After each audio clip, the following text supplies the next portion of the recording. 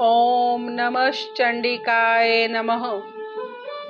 षष्ठम अध्याय धूम्रलोचन वध।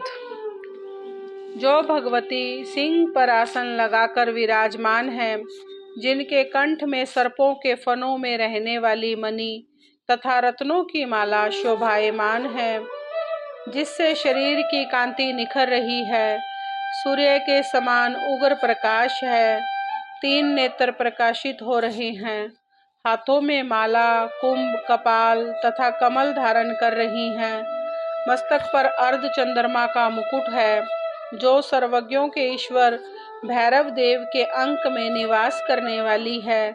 इस प्रकार की शोभा वाली परापद्मा देवी का मैं चिंतन करता हूँ। ऋषि बोले, इस प्रकार देवी जी के वचन सुनकर दूत क्रोध से लाल होकर वहां से चला आया। आते ही दैत्यराज को विस्तार के साथ सारी बातें सुना दी। दूत के वचन सुनते ही दैत्यराज क्रोध में भर गया और दैत्यों के सेनापति धूम्रलोचन से बोला, हे धूम्रलोचन, तुम देर मत करो, अपनी सेना के साथ वहां जाकर उस दुष्टा को केशों से पकड़कर बलपूर्वक घसीटते हुए यहाँ जल्दी ले आओ। उसकी रक्षा करने के लिए यदि दूसरा वहां उपस्थित हो तो चाहे वह देवता, यक्ष, गंधर्व कोई भी हो, उसे मार डालना। ऋषि बोले, आज्ञा पाते ही धूम्रलोचन दैत्य 60,000 असुरों की सेना लेकर शीघ्र चल पड़ा। वहां पहुंचकर उसने हिमालय पर विराजमान देवी को देखा और ऊंची आवाज में बोला, अरे तू शुंभ निशुंभ के पास चली चल। यदि अब भी प्रसन्नता पूर्वक मेरे स्वामी के पास नहीं चलेगी तो स्मरण रख कि तुझे बालों से पकड़कर घसीटते हुए बलपूर्वक मैं ले जाऊंगा।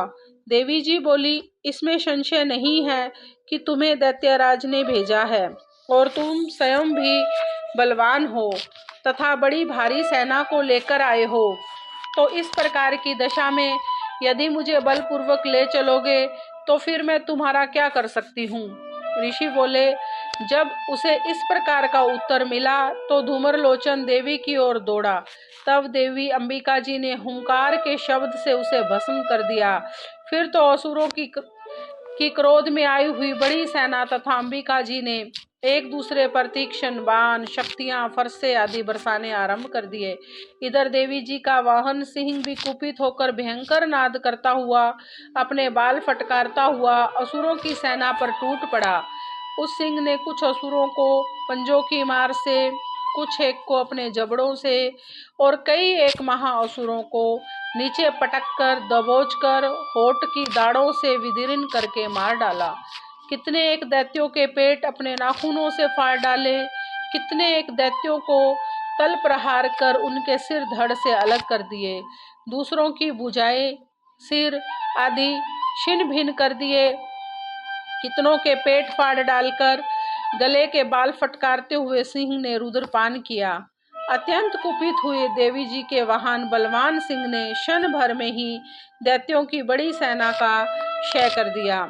देवी जी ने उस असुर धूम्रलोचन को मार डाला और उसके वाहन ने भी सारी सेना को नष्ट कर दिया। शुंभ ने जब यह सुना तो उसके क्रोध का पारा चढ़ गया, उसके होठ कांपने लगे। तब शीघ्रता से शुंभ ने चंड मुंड दोनों दैत्यों को आज्ञा दी, हे चंड तथा मुंड, तुम दोनों विशाल सेना लेकर वहां पहुंचो और उसे जल्दी से यहाँ लाओ। उसे बालों से खींचकर अथवा बांधकर ले आओ। यदि इस प्रकार लाने में तुम लोगों को संशय हो तो युद्ध करो। सभी प्रकार के अस्त्र शस्त्रों से सुसज्जित होकर सभी असुर मिलकर उसे मार डालो। उस दुष्टा के मर जाने पर एवं सिंह के भी मारे जाने पर जिस दशा में वह अंबिका पड़ी हो, उसे बांधकर अपने साथ शीघ्र ही लौट आओ। इस प्रकार श्री दुर्गा सप्तशती का 6ठा अध्याय पूरा हुआ। जय माता दी, जय दुर्गा माँ, जय जगदम्बे।